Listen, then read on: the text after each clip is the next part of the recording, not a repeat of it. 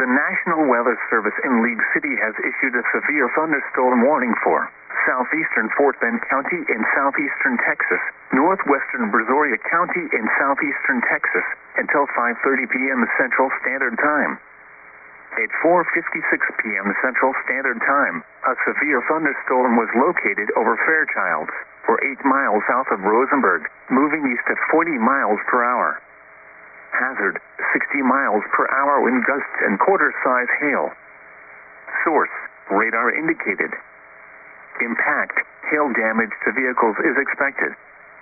Expect wind damage to roofs, siding, and trees.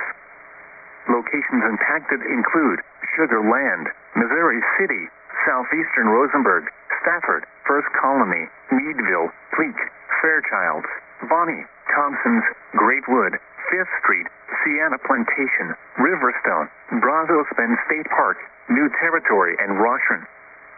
For your protection, move to an interior room on the lowest floor of a building.